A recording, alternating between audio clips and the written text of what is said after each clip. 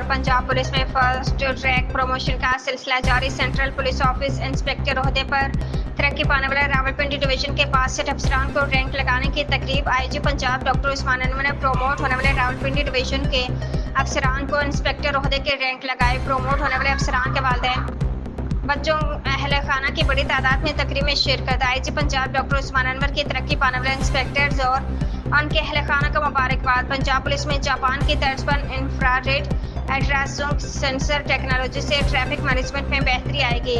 Inspectors senior traffic वार्डनर्स की 645 सीटों पर तरक्कियां होंगी। इस साल 4000 इंस्पेक्टर्स की प्रमोशन से गुज़श्ता साल का अपना ही रिकॉर्ड तोड़ेंगे। Law and order, crime control, public service delivery में रावलपिंडी पुलिस की कारकर्दगी शानदार है।